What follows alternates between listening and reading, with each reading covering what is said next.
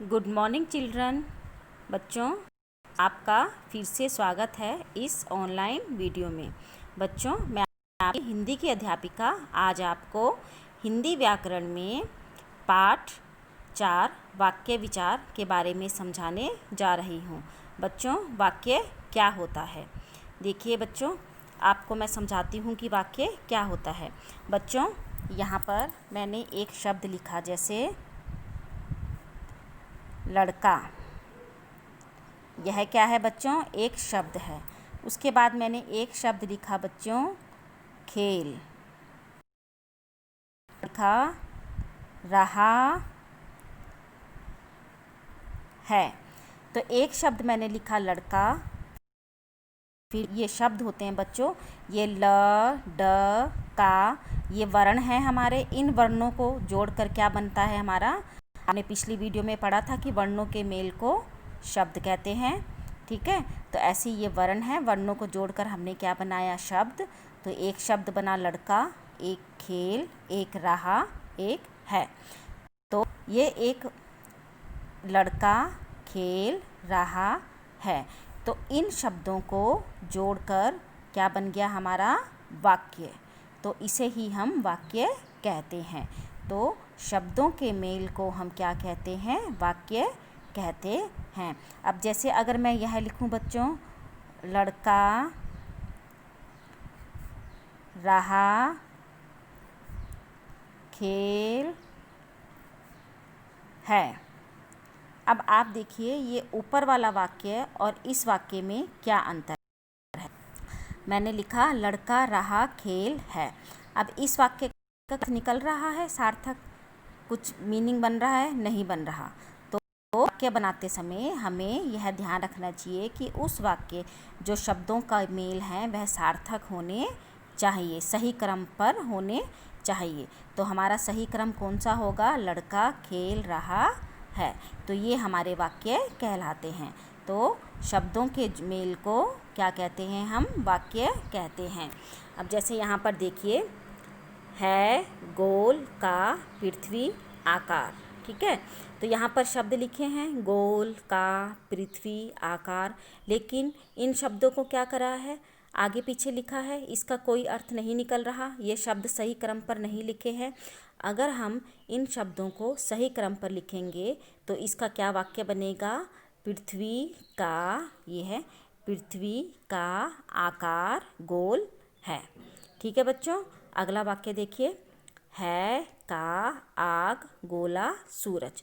तो ये भी शब्द हैं, लेकिन इन शब्दों को आगे पीछे करके लिखा है, तो इससे इस वाक्य का कोई अर्थ नहीं है, यह वाक्य नहीं बन रहा। अगर हम इन शब्दों को सही क्रम पर लिखें तो इसको क्या, यह वाक्य क्या बनेगा? और सूरज आग का गोला है। तो हमारे यह दोनों वाक्य क्या बने? पृथ्वी का आकार गोल है और सूरज आग का गोला है। तो बच्चों, तो हमारी वाक्य की क्या परिभाषा है? अर्थ प्रकट करने वाले सार्थक शब्दों के व्यवस्थित समूह को वाक्य कहते हैं। तो व्यवस्थित होता है मतलब सही क्रम पर, ठीक है, जो सही ढंग से लगाया जाए, उसके समूह को हम क्या कहते हैं? वाक्य कहते हैं। जैसे सबसे पहले हम देखिए, मैंने आपको पढ़ाया था ध्वनि। ध्वनि के बाद क्या बनता है? वर्ण। ध्वनि से वर्ण बनते हैं। वर्णों के मेल से क्या बनते हैं? शब्द। और शब्दों के मेल से क्या बनते हैं? वाक्य बनते हैं। ठीक है बच्चों, तो शब्दों के मेल को हम क्या कहते हैं? वाक्य कहते हैं। तो आपस में हम जो बातचीत करते हैं वह वाक्यों में ही करते हैं। वाक्य सार्थक शब्दों के व्यवस्थित और क्रमबद्ध समूह से बनते हैं। ठीक है, व्यवस्थित मतलब सही, और उसके क्रम के अनुसार ही उसके समूह से बनते हैं, जो किसी विचार को पूर्ण रूप से प्रकट करते हैं कि हम क्या बोल रहे हैं। ठीक है, हम क्या सुनना, तो उसको पूरी तरह से प्रकट करते हैं वाक्य। अगर वाक्य का क्रम सही नहीं होगे, उसके शब्दों का जो क्रम है वो सही ढंग से नहीं होगा, तो उस वाक्य का कोई अर्थ नहीं निकलता है। जैसे यहीं पर है, इस वाक्य का कोई अर्थ नहीं बन रहा, क्योंकि इसमें शब्दों का जो क्रम है वो क्या है? सही नहीं है। ठीक है बच्चों, तो आपको समझ आई वाक्य की परिभाषा?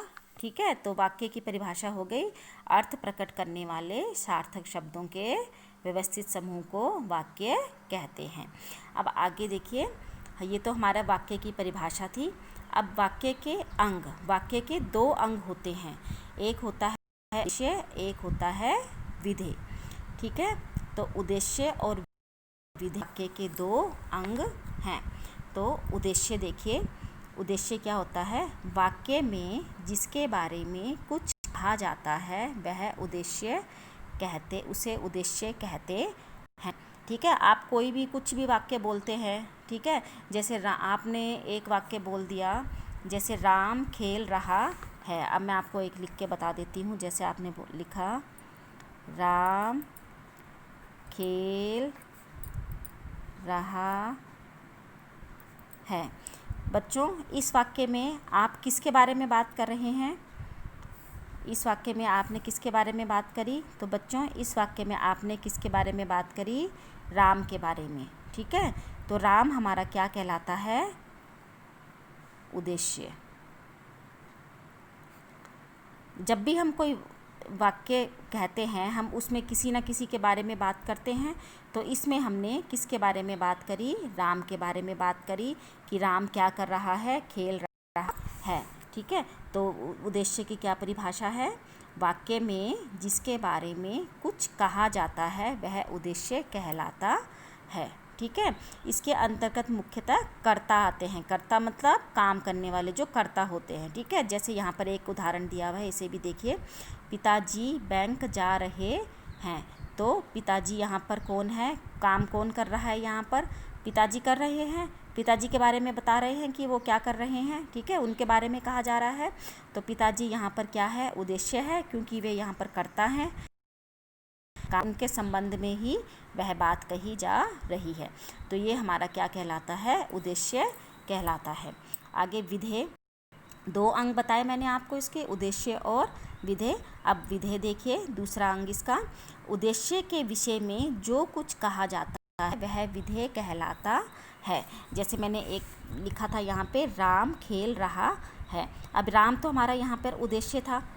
ठीक है, अब हमने उद्देश्य के बारे में क्या कहा था कि वो क्या कर रहा है? खेल रहा है। तो ये क्या कर रहा है? खेल रहा है। ठीक है, तो ये होगा इसका विधेय। ठीक है, तो जो उद्देश्य के बारे में जो कुछ कहा जाता है वह क्या कहलाता है? विधेय कहलाता है। ठीक है, अब जैसे यहाँ पर था, पिताजी बैंक जा रहे हैं।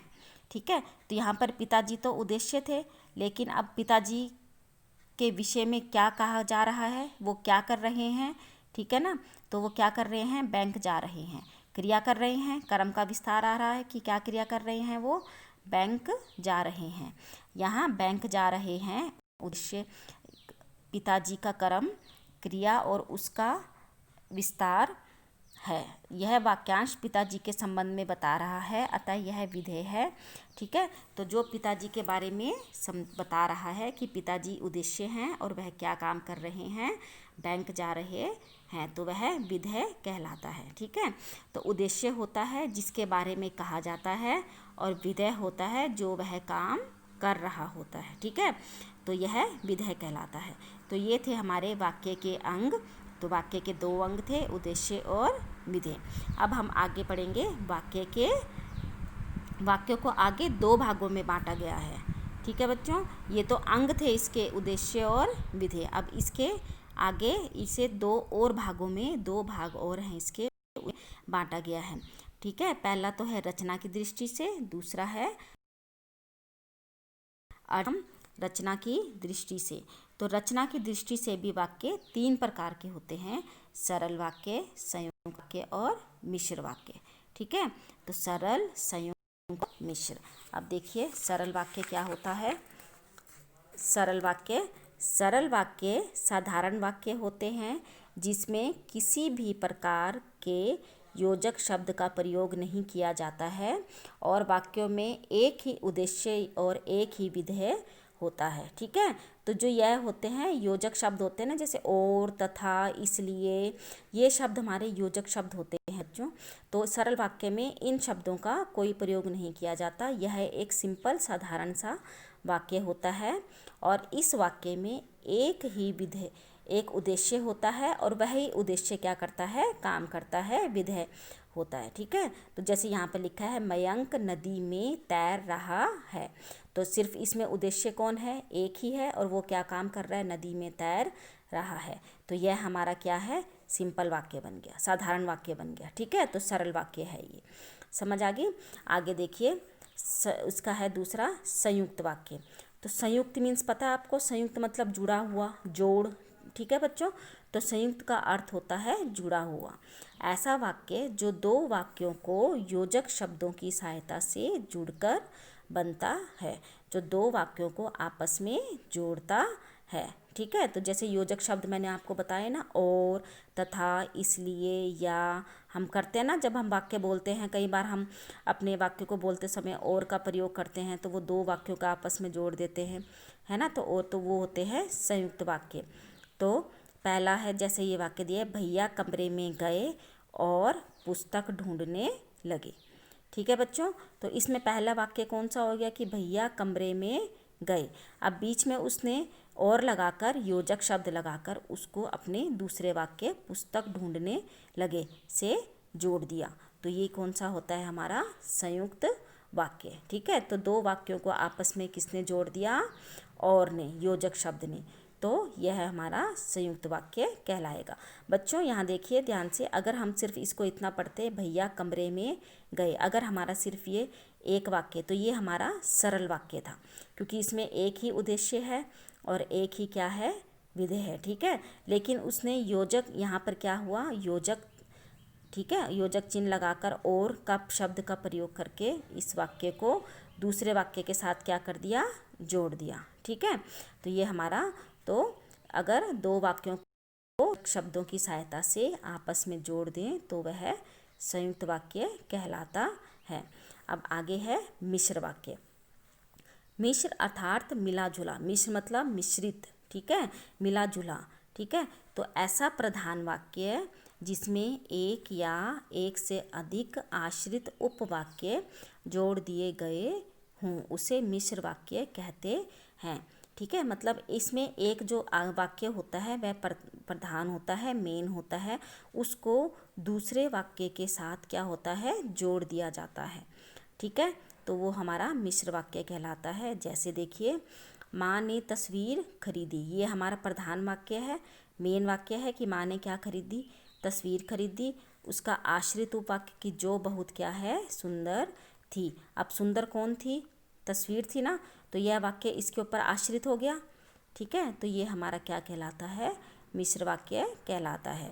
तो जो ऐसा वाक्य, जो प्रधान वाक्य जिसमें एक से अधिक आश्रित उपवाक्य जोड़ दिए जाते हैं। ठीक है, तो मतलब यहाँ पर जो तस्वीर है उसके बारे में क्या बताई, उसकी सुंदरता बताई ना, तो वो वाक्य सुंदरता उसके साथ जोड़ दी गई। ठीक है, तो ये क्या हो गया, इसका आश्रित उपवाक्य हो गया।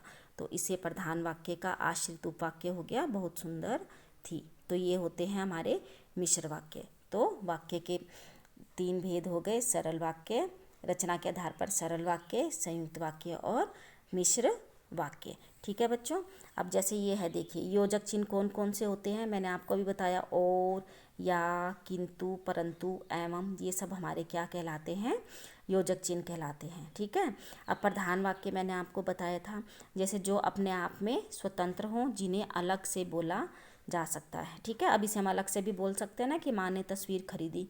ठीक है, अगर इसको हम आगे ना बोले तब भी हमारा जो वाक्य है वो बन रहा है। ठीक है, तो ये हो गए स्वतंत्र वाक्य। और आश्रित उपवाक्य, इन्हें अलग से नहीं बोल सकते, ये पूरी तरह से प्रधान वाक्य पर निर्भर करते हैं। अब जैसे अगर हम बोलें कि जो बहुत सुंदर थी, अब हम अगर आप कोई बोल दे कि जो वह सुंदर थी, ठीक है, तो हम उससे पूछेंगे ना कि कौन थी सुंदर, आगे से उसका कि यह वाक्य कि कौन सुंदर है, तो ये, तो ऐसे ही यह आश्रित वाक्य है, यह वाक्य बिना प्रधान वाक्य के नहीं पूरा किया जा सकता। ठीक है, क्योंकि जब तब जैसा वैसा जो यदि आदि योजक चिन्हों का प्रयोग मिश्र वाक्यों में भी किया जा सकता है। ठीक है बच्चों, तो ये हमारे रचना के आधार पर वाक्य के 3 भेद थे, सरल वाक्य, संयुक्त वाक्य और मिश्र वाक्य। तो आज मैं आपको इतना ही पढ़ाऊंगी, बाकी अर्थ के आधार पर वाक्य के भेद हम अगली वीडियो में पढ़ेंगे। बच्चों, आप अपनी इस कार्य को अपनी पुस्तिका में बिल्कुल स्वच्छ राइटिंग में लिखेंगे और उसकी दी हुई सबमिशन डेट पर ही उसे इस कार्य को जमा कीजिए। धन्यवाद।